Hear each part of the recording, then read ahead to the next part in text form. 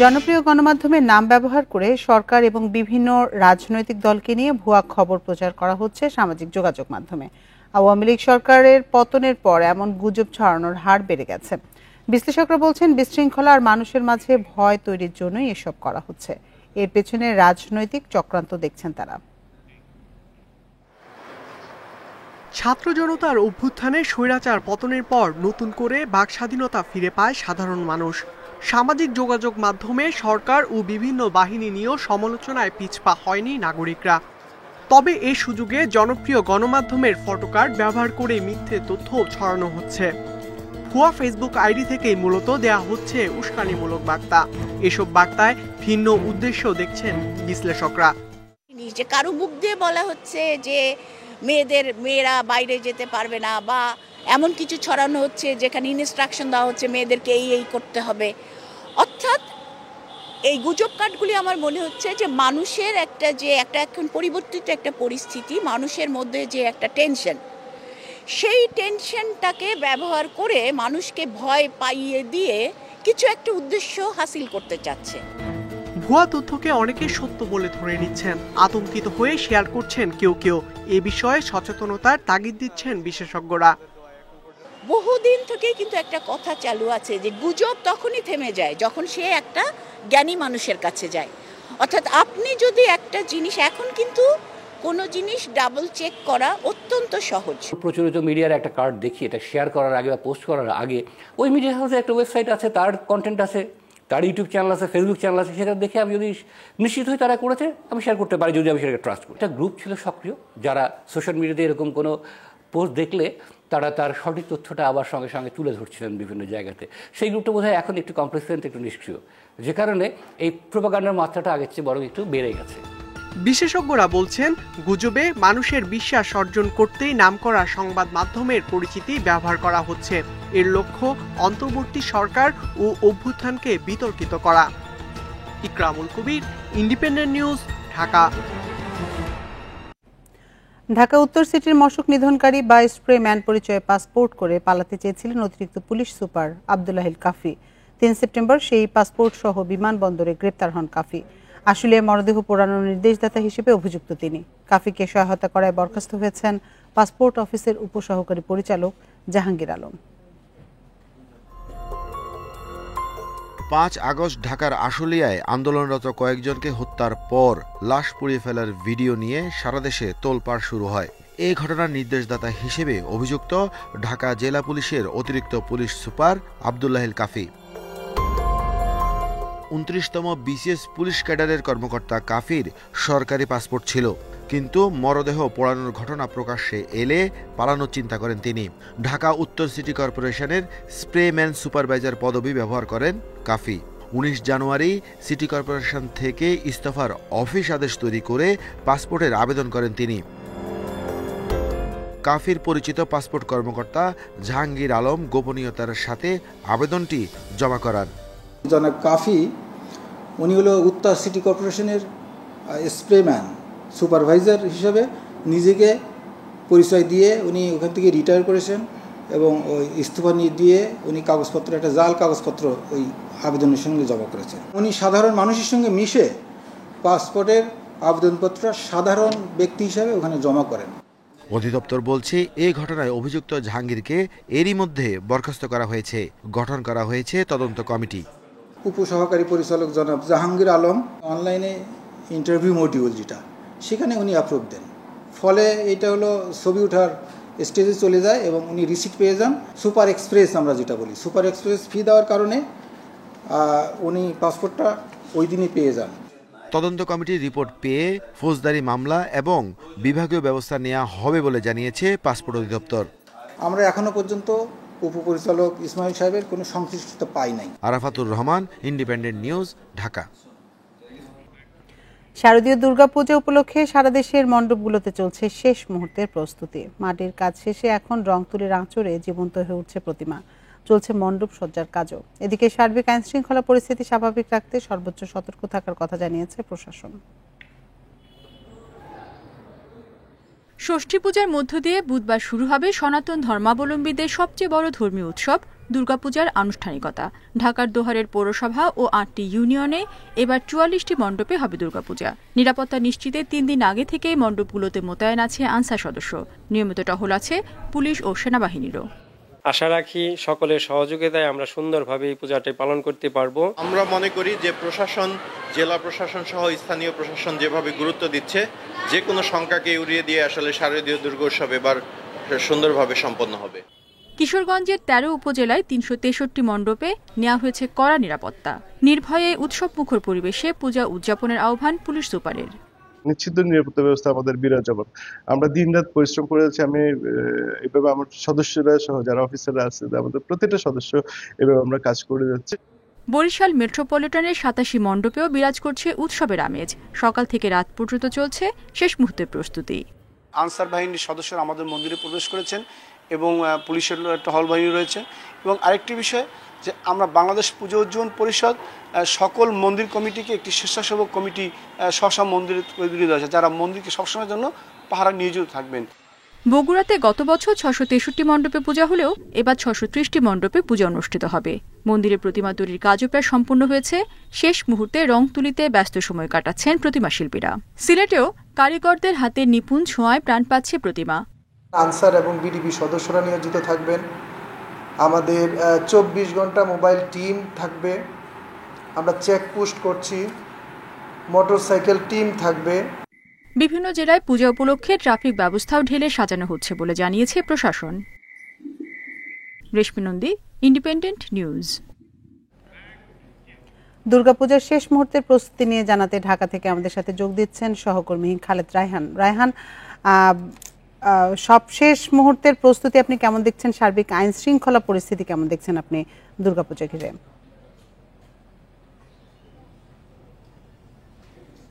দেখুন, হিন্দু ধর্মাবলম্বীদের সবচেয়ে বড় যে ধর্মীয় উৎসব শারদীয় দুর্গাপূজা, সেটির কিন্তু একেবারে শেষ মুহূর্তের যে প্রস্তুতি সেটি কিন্তু চলছে। আমরা এখন রয়েছি ঢাকার অন্যতম বড় একটি মন্দির, রমনা কালী মন্দির। সেখানে কিন্তু আমরা দেখছি যে প্রতিমা নিয়ে আসা হয়েছে এবং সেটির যে রং তুলির যে কাজ, একেবারে শেষ পর্যায়ের যে কাজ, সেগুলি এখন তারা করছেন এবং যে সাজসজ্জার যে কাজগুলো রয়েছে সেগুলি তারা মূলত এখন করছে। এবং তারা যেটা বলছেন, যেহেতু আগামীকালকে থেকেই যে মূল কার্যক্রম পূজার শুরু হতে যাচ্ছে, সেটিকে মাথায় রেখেই তারা কিন্তু কাজ করছে। এবং একেবারে আমি যদি বলি, এখানে যারা রয়েছেন তাদের সঙ্গে কথা বলে যেটি জানতে পেরেছি যে আজকের মধ্যেই সকল কাজ তারা শেষ করে ফেলতে পারবেন এবং সেটিকে মাথায় রেখেই তারা কিন্তু কাজ করে। শুধুমাত্র প্রতিমা না, প্রতিমা ছাড়াও পুরো যে মন্দিরটি রয়েছে এবং তার সামনের যে আঙিনাটি রয়েছে, সেখানেও আমরা দেখছি যে নানা রকমের কাজকর্ম কিন্তু করা হচ্ছে। শেষ মুহূর্তের প্রস্তুতি যাকে বলা হয়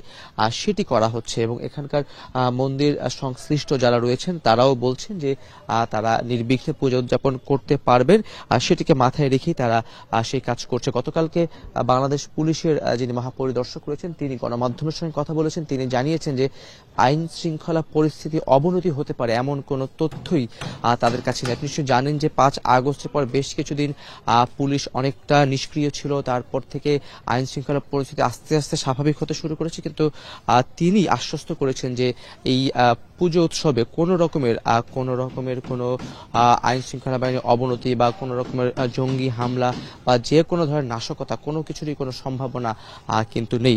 সেটিকে মাথায় রেখেই তারা কাজ করছে এবং আইন শৃঙ্খলা পরিস্থিতি সেভাবেই কিন্তু সাজানো হয়েছে। এবং শুধুমাত্র ঢাকা শহর না, ঢাকা ছাড়াও সারা দেশেই সেইভাবে কাজ করার যে প্রস্তুতি সেটি নেওয়া হয়েছে। আপনি নিশ্চয়ই দেখতে পাচ্ছেন যে আমি যেটা দেখাচ্ছি যে পুজো মণ্ডপের একেবারে বা এই এলাকার একেবারে সবশেষ যে কাজ সেগুলি করা হচ্ছে। মোটামুটি প্যান্ডেল টানানো থেকে শুরু করে সমস্ত কাজ আগেই শেষ হয়ে গেছে। এখন একেবারেই শেষ মুহূর্তে যে প্রস্তুতি, সৌন্দর্য বর্ধনের যে কাজ, সেগুলোর কাজ করা হচ্ছে। আর সব মিলে বলা যায় যে ঢাকায় যে কয়েকটি জায়গা এবং সারা দেশে যে সকল জায়গাতে পূজা অনুষ্ঠিত হবে, সে প্রত্যেকটি জায়গাতেই আমরা দেখেছি যে খবরও পেয়েছি যে শেষ মুহূর্তের যে কাজ সেটি চলছে। এবং আইন শৃঙ্খলা পরিস্থিতি স্বাভাবিক রাখার জন্য প্রত্যেকটি মন্দিরে এখন থেকেই আরেকটু যেই আইন শৃঙ্খলা পরিস্থিতি স্বাভাবিক যে পরিস্থিতি, সেটিকে নিয়ন্ত্রণের জন্য প্রত্যেকটি মণ্ডপে আমরা দেখেছি যে বাড়তি নিরাপত্তা ব্যবস্থা গ্রহণ করা হয়েছে। রমনা কালী মন্দির থেকে জানাচ্ছিলেন আমাদের সহকর্মী খালেদ রায়হান। সাম্প্রতিক সময়ের ভয়াবহ বন্যায় বিধ্বস্ত নোয়াখালী, কুমিল্লা, ফেনী, লক্ষ্মীপুর ও চাঁদপুরের মণ্ডপগুলোতে নেই উৎসবের আমেজ।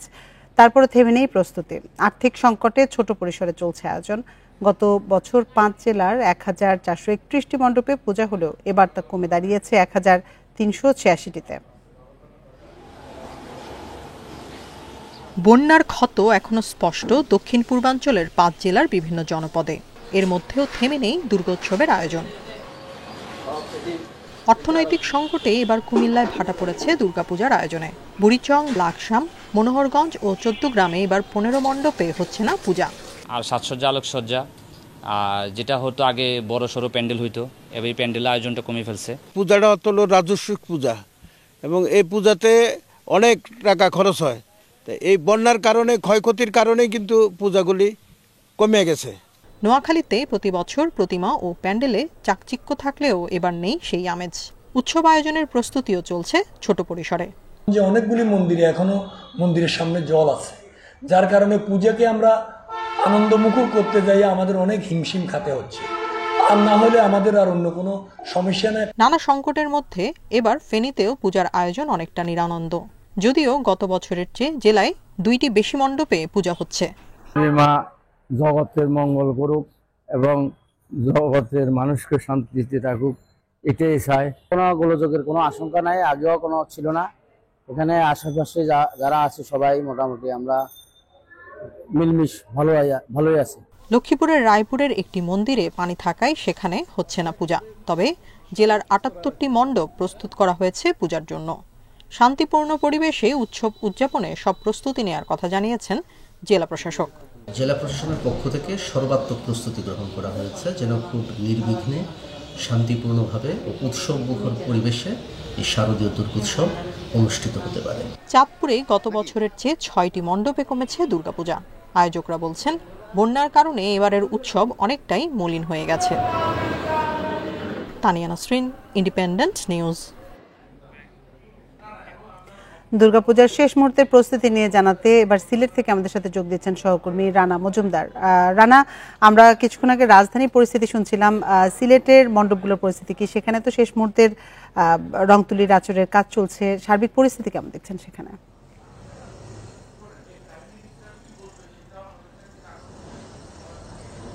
দেখুন, আসলে দীর্ঘ অপেক্ষার অবসান হচ্ছে এবং আগামীকালকে থেকে কিন্তু সনাতন ধর্মাবলম্বীদের যে সবচেয়ে বড় যে ধর্মীয় উৎসবটি রয়েছে শারদীয় দুর্গাপূজা, সেটি কিন্তু আগামীকালকে থেকে শুরু হতে যাচ্ছে। আগামীকাল মহাষষ্ঠীর মধ্যে দিয়ে এই যে পূজার আনুষ্ঠানিকতা সেটি কিন্তু শুরু হচ্ছে এবং আমরা এই মুহূর্তে রয়েছি নগরীর একটি পূজা মণ্ডপে, যেখানে শেষ মুহূর্তের যে প্রস্তুতিগুলো রয়েছে সেগুলো কিন্তু তারা সেরে নিচ্ছেন। আমরা এখানকার যারা সংশ্লিষ্ট, যারা সঙ্গের কর্তা ব্যক্তি যারা রয়েছেন তাদের সঙ্গে আমরা কথা বলার চেষ্টা করেছিলাম।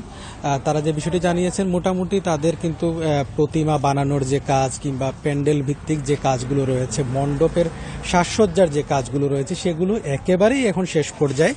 এবং আমরা এখানে এসে দেখতে পেরেছি যে তারা মূলত এখন প্যান্ডেল কিভাবে সাজাবেন কিংবা আলোকসজ্জা কিভাবে কি হবে সেসব বিষয়ে মূলত তারা কিন্তু এখন আলোচনা করছেন এবং সেই ধরনের কাজগুলো কিন্তু এখন শেষ পর্যায়ে চলছে।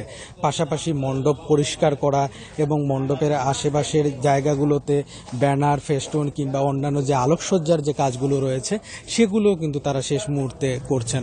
পাশাপাশি প্রতিমা শিল্পীরাও যারা রয়েছেন তারাও কিন্তু এখন শেষ যে তুলির আঁচড় সেটি কিন্তু তারা প্রতিমার গায়ে এখন লেপে দিচ্ছেন।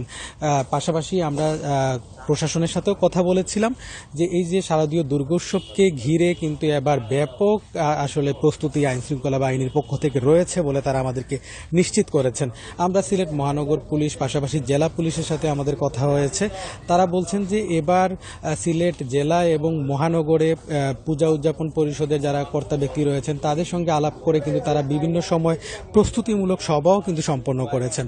এবং আপনাকে জানিয়ে রাখতে চাই যে সিলেটে কিন্তু জেলা এবং মহানগর মিলিয়ে 593টি মণ্ডপে কিন্তু এবার শারদীয় দুর্গাপূজা অনুষ্ঠিত অনুষ্ঠিত হবে এবং প্রতিটি মণ্ডপেই কিন্তু পুলিশের সদস্য, আনসার বাহিনীর সদস্য, পাশাপাশি স্ট্রাইকিং ফোর্স, পাশাপাশি মোবাইল টিমের কিন্তু সদস্যরা কিন্তু তারা কিন্তু দায়িত্ব পালন করবেন।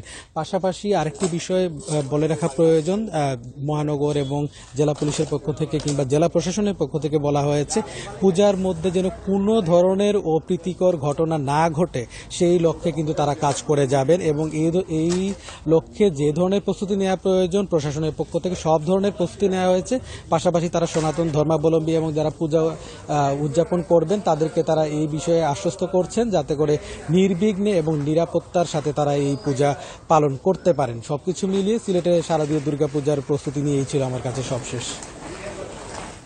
সিলেট থেকে দুর্গাপূজার সবশেষ মুহূর্তের প্রস্তুতির তথ্য জানাচ্ছিলেন সহকর্মী রানা মজুমদার। শারদীয় দুর্গাপূজা উপলক্ষে রাজশাহীতে এবার 350 কোটি টাকার বেচাকেনা হয়েছে। শাড়ি, পাঞ্জাবি, জামা, জুতার পাশাপাশি ভিড় বেড়েছে খাদ্যপণ্যের দোকানে। শেষ সময়ে অনেকেই কিনছেন সিঁদুর, আলতাসহ পূজার নানা উপকরণ। নতুন পোশাকে পরিবার ও বন্ধুদের সাথে মণ্ডপে প্রতিমা দেখতে যাওয়া, সব আনন্দ একসাথে হয় দুর্গাপূজায়। তাই রাজশাহীর বিপণী বিতানে শাড়ি পাঞ্জাবির পাশাপাশি শাখা, সিঁদুর, শঙ্খ, প্রদীপ সহ পূজার বিভিন্ন সাজ সরঞ্জাম কেনার এই ব্যস্ততা। দামের দিকে দেখতে গেলে আমার কাছে তো খুব বেশি মনে হয়নি, বাজেট ফ্রেন্ডলি নিতে পেরেছি। জিনিস তো অনেক সুন্দরই আছে, দাম তো সেই, কিন্তু এই দাম করে নিতে হবে দাদা, এই আর কি। পূজা মার্কেট হয়ে গেছে, এখন এই আলতা সিঁদুর এগুলাই নিচ্ছি। এবার সুতি ও হাফ সিল্কের পাঞ্জাবির চাহিদা বেশি। এছাড়া জয়পুরি সিল্ক, কাতান, জর্জেট শাড়ি ও লেহেঙ্গার চাহিদাও ভালো। ঢাকায় জামদানিটা বিক্রি হচ্ছে, আপনার তসরের মধ্যে বিক্রি হচ্ছে জয়পুরি সিল্ক এবং কাতান, সুতি শাড়ি, জর্জেট এই টাইপের আইটেমগুলো বিক্রি হচ্ছে, লেহেঙ্গা হচ্ছে। পুজো করতে যেগুলো লাগে, সিঁদুর, শাঁখা, সিঁদুর, তারপরে হলো পুজোর শাড়ি, মালা, এগুলো বিক্রি হচ্ছে এখানে আমাদের। 1000 থেকে শুরু করে প্রায় 3000 মতো আছে, হ্যাঁ, যেগুলো কটন সুতির মধ্যে 1200-1500। ব্যবসায়ী নেতারা বলছেন গতবারের তুলনায় এবার পোশাকের বিক্রি কিছুটা কম, তবে কাঙ্ক্ষিত ব্যবসার আশা করছেন তারা। পূজা উপলক্ষে রাজশাহীতে আমাদের প্রায় 300 থেকে 350 কোটি টাকার বিজনেস হচ্ছে। আর আপনি যদি অন্যান্য বারের সাথে তুলনা করেন এটা হয়তো 500 কোটি টাকা আপ হয়। আগামী আরও কয়েকদিন আছে, সেক্ষেত্রে তৈরি পোশাক শিল্পে হয়তো কিছুটা মার্কেট গ্রোথ হতে পারে। আর গ্রসারি ইয়েটা যে খাদ্যদ্রব্য আছে, খাদ্যদ্রব্যের সেলসটা আমার মনে হয় আগের মতোই থাকবে। শেষ মুহূর্তে পূজার কেনাকাটায় জমজমাট হয়ে উঠেছে নগরীর বিপণী বিতানগুলো। Mostafiz Gani, independent news, Rajshahi. তারল্য সহায়তা হিসেবে এখন পর্যন্ত 2425 কোটি টাকা ঋণ পেয়েছে দুর্বল ব্যাংকগুলো। এতে কিছুটা স্বস্তি ফিরেছে ব্যাংকগুলোতে। প্রয়োজনীয় আমানত তুলতে পারছেন গ্রাহকরা। তবে বিশেষজ্ঞরা বলছেন শুধু তারল্য সহায়তা দিলেই হবে না, ব্যাংক খাতের অনিয়ম রোধে বাড়াতে হবে কঠোর নজরদারি। গেল সপ্তাহে ফার্স্ট সিকিউরিটি ইসলামী ব্যাংক থেকে 20,000 টাকা উত্তোলন করতে পারেনি আমানতকারী আশরাফুজ্জামান। তবে চলতি সপ্তাহে তিনি ব্যাংক থেকে প্রয়োজনীয় টাকা তুলতে পেরেছেন। আমি আসছিলাম গত সপ্তাহে একটু বেশি নেওয়ার জন্য, কিন্তু ওনারা দেয় নাই, 5,000 বলছিল, আমি না নিয়ে চলে গেছিলাম। এই সপ্তাহে আসলে রিকোয়েস্ট করলাম স্যারের কাছে, উনি 20,000 টাকা দিছে আজকে। গেল 1.5 দশকে অনিয়ম, দুর্নীতি ও পাচারের কারণে দুর্বল হয়ে পড়েছে ডজন খানেক ব্যাংক। তারল্য সংকটে ভুগতে থাকা এসব ব্যাংক থেকে আমানতকারীরা নগদ টাকা তুলতে পারছিলেন না। তবে বাংলাদেশ ব্যাংকের উদ্যোগে দুর্বল 4টি ব্যাংক এখন পর্যন্ত 2425 কোটি টাকা ঋণ সহায়তা পেয়েছে সবল 6টি ব্যাংক থেকে। এতে কিছুটা ঘুরে দাঁড়াতে শুরু করেছে দুর্বল ব্যাংকগুলো।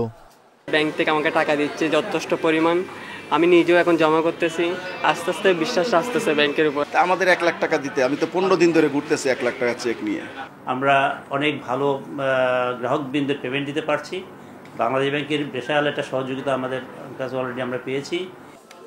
বাংলাদেশ ব্যাংক বলছে দুর্বল ব্যাংকে টাকা উত্তোলনের চেয়ে বেড়েছে জমার পরিমাণ। এতে 11টি দুর্বল ব্যাংকে অতিরিক্ত তারল্য দাঁড়িয়েছে 900 কোটি টাকা। তবে ব্যাংক খাত সংশ্লিষ্টরা বলছেন শুধু তারল্য সহায়তা দিয়েই ব্যাংকের প্রতি আমানতকারীদের আস্থা ফেরানো সম্ভব নয়।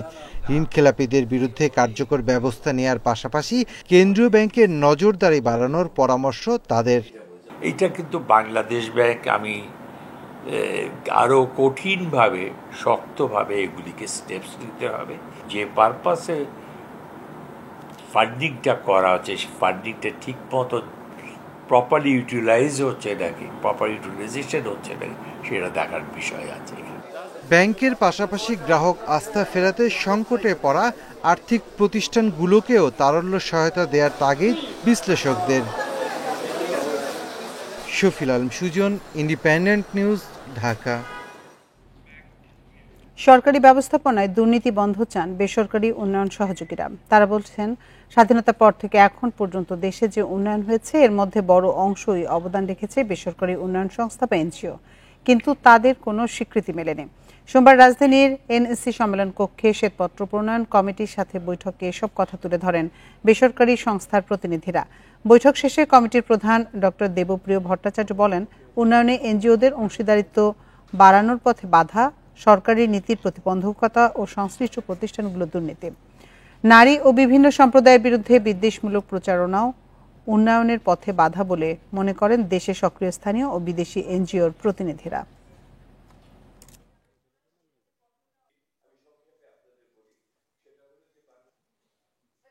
দেশের ভিতরে নারী এবং অন্যান্য বিভিন্ন সম্প্রদায়ের বিরুদ্ধে বিভিন্ন হিংসাত্মক এবং দেশমূলক কথাবার্তা প্রচারিত হয়। ওনারা মনে করেন এটা উন্নয়নের জন্য একটা বড় বাধা হিসেবে এই মুহূর্তে ওনারা দেখছেন। সরকারের দুর্নীতি যেমন দূর করতে হবে, যদি আমাদের নিজেদের ভিতরে যদি কোনো কমতি বা ঘাটতি থেকে থাকে সেগুলোর জন্য ব্যবস্থা নিতে হবে, যাতে করে প্রত্যেকটি প্রতিষ্ঠানই স্বচ্ছতা এবং জবাবদিহিতার ভিতরে পরিচালিত হতে পারে। শেরপুরে এবারের বন্যায় সবচেয়ে বেশি ক্ষতিগ্রস্ত মাছ চাষিরা। কয়েকদিনের বন্যায় 5 উপজেলায় 71 কোটি টাকার মাছের ক্ষতি হয়েছে বলে জানিয়েছে মৎস্য বিভাগ। চাষিরা বলছেন, ঠিক সময়ে বন্যার পূর্বাভাস পেলে ক্ষতি কমানো যেত। এদিকে অতিবৃষ্টি ও পাহাড়ি ঢলে কুড়িগ্রামে প্রায় 2500 হেক্টর জমির ফসল তলিয়ে গেছে।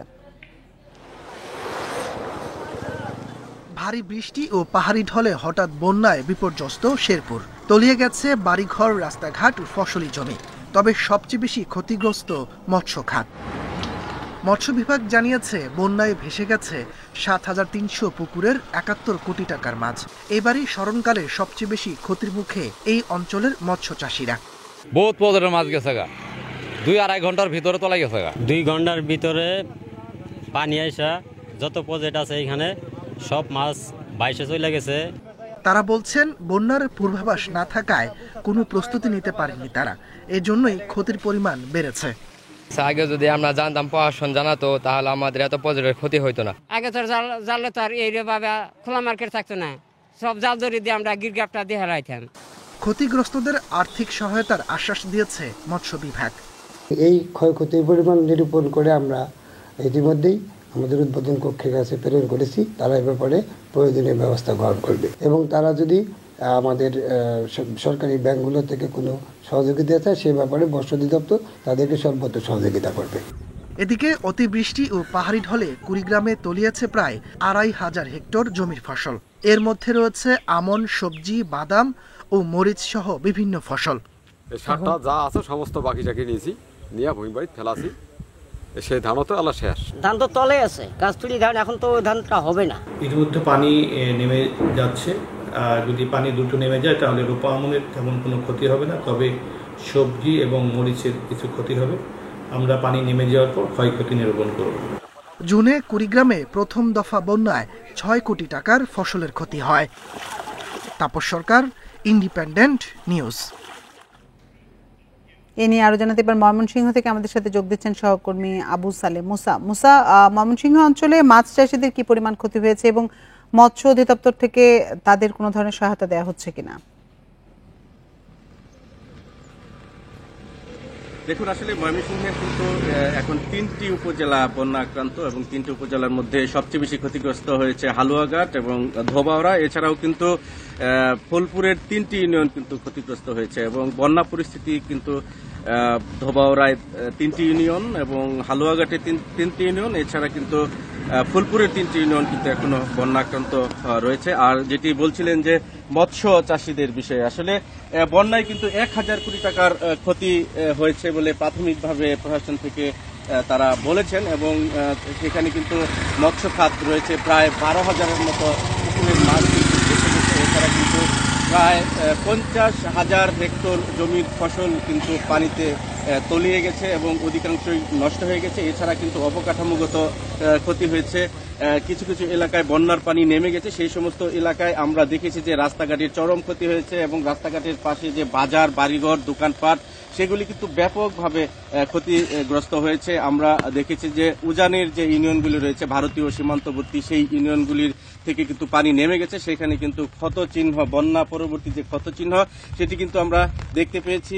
উপজেলা নির্বাহী কর্মকর্তা ধোবাউড়া আমাদেরকে জানিয়েছেন যে শুধুমাত্র ধোবাউড়াতেই কিন্তু 170 কিলোমিটার সড়ক কিন্তু পাকা সড়ক ক্ষতিগ্রস্ত হয়েছে। এছাড়াও বন্যার পানি নেমে যাওয়ার পরে আসলে প্রকৃত চিত্রটা কিন্তু বোঝা যাবে। এবং আপনাকে জানিয়ে রাখি যে বন্যা পরিস্থিতি কিন্তু অপরিবর্তিত রয়েছে।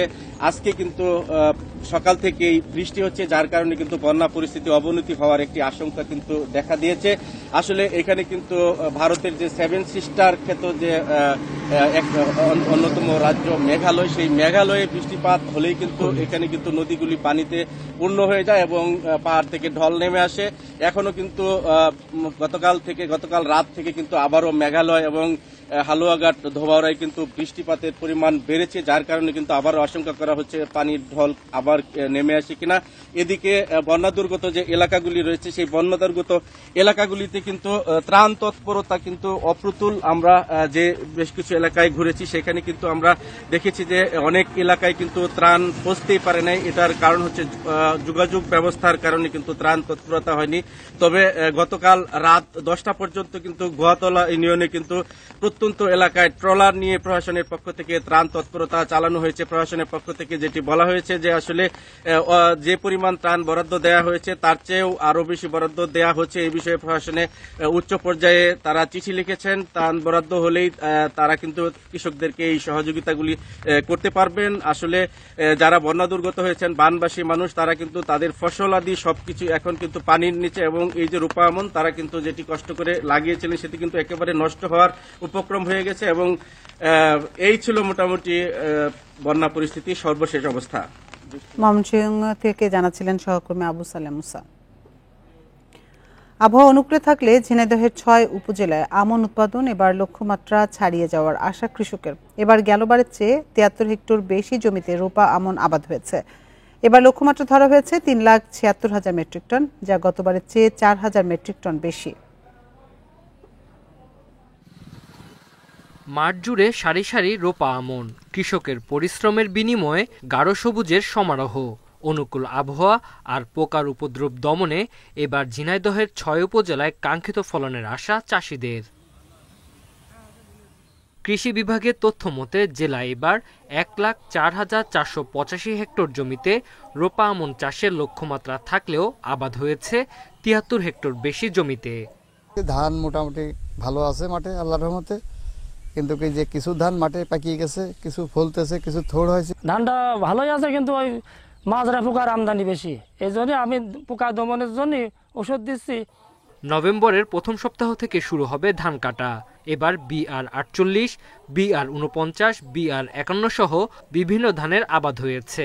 গত বছর কাঙ্ক্ষিত দাম পাওয়ায় রোপা আমনে আগ্রহ বাড়ে কৃষকের। আউশ কেটে আমন লাগানো হয়েছে এবং আমন কেটে আবার বড় ধান চাষ করা যাবে।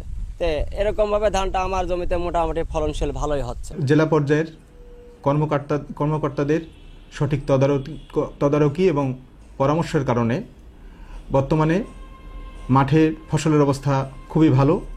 আমরা আশা করছি যে পরিমাণ আমাদের লক্ষ্যমাত্রা রয়েছে সেই পরিমাণ লক্ষ্যমাত্রার যে উৎপাদন সেটি আমরা অর্জন করতে সক্ষম হব। গেল বছর জেলায় 1,04,355 হেক্টর জমিতে রোপা আমনে চাষ হয়েছে। Independent news. সেন্ট মার্টিনে চলতি মৌসুমে সিঙ্গেল ইউজ বা একবার ব্যবহারযোগ্য প্লাস্টিক নিষিদ্ধ হবে বলে জানিয়েছেন পরিবেশ উপদেষ্টা সৈয়দা রিজওয়ানা হাসান। এছাড়া নভেম্বরের আগেই সেন্ট মার্টিন ভ্রমণে বিভিন্ন বিধি নিষেধ কার্যকর হবে বলে জানিয়েছেন তিনি। সোমবার সচিবালয়ে ব্রিফিংয়ে তিনি এসব কথা জানান। দেশের একমাত্র প্রবাল দ্বীপ সেন্ট মার্টিন, যেখানে রয়েছে বেশ কয়েকটি বিপন্ন বন্যপ্রাণী, পাখি, কাছিম এবং স্তন্যপায়ী প্রাণী। দ্বীপটিকে রক্ষায় নানা ধরনের উদ্যোগ নিচ্ছে সরকার। নভেম্বরে পর্যটন মৌসুম শুরুর আগেই সেন্ট মার্টিনে ভ্রমণ বিষয়ক নানা বিধিনিষেধ কার্যকর হবে বলে জানিয়েছেন পরিবেশ উপদেষ্টা সৈয়দা রিজওয়ানা হাসান। এর মধ্যে রয়েছে পর্যটকের সংখ্যা নির্দিষ্ট করা, রাত্রি যাপনে নিষেধাজ্ঞা সহ কিছু বিধিনিষেধ। আমি চাই সেন্ট মার্টিন দ্বীপটা সকলেই দেখুক, কিন্তু একই লোক 5 বার না যাক। আমি চাই সেন্ট মার্টিন দ্বীপটা একটা কোলাহল মুক্ত দ্বীপ হোক। আমি চাই সেন্ট মার্টিন দ্বীপে অলিভ রিডল টার্টল, যেটা গ্লোবালি এন্ডেঞ্জার্ড, সেটা অনেক পরিমাণে হোক। উপদেষ্টা জানান, চলতি মৌসুমে সেন্ট মার্টিনে সিঙ্গেল ইউজ প্লাস্টিক ব্যবহার বন্ধ হবে। পর্যায়ক্রমে একবার ব্যবহারযোগ্য প্লাস্টিক নিষিদ্ধ হবে কক্সবাজার ও কুয়াকাটাতেও। সিঙ্গেল ইউজ প্লাস্টিক মুক্ত করা সেন্ট মার্টিনের কার্যক্রমটা কিভাবে বাস্তবায়ন করা যায়, এটা তো সরকারের আইন 2023 সালে হয়েছে, সরকারের নির্দেশিকা 2023 সালে হয়েছে। এটা কি করে আমরা বাস্তবায়ন করতে পারি, তাদের ভূমিকা কি হবে, আমাদের ভূমিকা কি হবে, আমরা যেরকম শিক্ষার্থীদেরকে ইনভলভ করতে পারি কিনা, ওটা ওনারাই আমাদেরকে সাজেশন দেয়, কিন্তু এই আইনটা নির্দেশিকাটা মানতে হবে। গত মৌসুমে সেন্ট মার্টিন ভ্রমণ করেছে 2,20,000 পর্যটক। তাই দ্বীপের কোনো ক্ষতি না করে পর্যটন অব্যাহত রাখার উদ্যোগ নিচ্ছে সরকার। Hasik Mahmud Shah, independent news, Dhaka.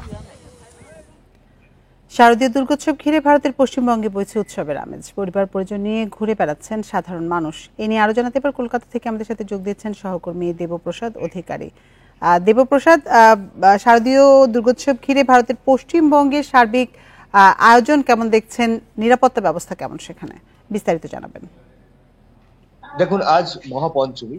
সমস্ত দর্শকদের আমি পঞ্চমীর আগাম শুভেচ্ছা জানাচ্ছি। এবং এই মহাপঞ্চমীর দিনে গতকাল অর্থাৎ চতুর্থের দিনেই কিন্তু কলকাতার যে পুজো মণ্ডপগুলো ছিল সেই পুজো মণ্ডপগুলোতে দর্শনার্থীদের ভিড়। এবার যেটা বলছেন যে আয়োজন কেমন ছিল, অর্থাৎ কলকাতার যে আয়োজন সেটা এবারে একটু হলেও একটু কমতি আছে। কারণ হচ্ছে আরজি করের একটি ঘটনাকে কেন্দ্র করে কলকাতা এই মুহূর্তে আমি যদি বলি তাহলে আন্দোলন মুখর বলতে পারি। তার মধ্যে যেহেতু প্রতি বছর এই দুর্গাপুজো বাঙালির একটা প্রাণের পুজো এবং সেখানে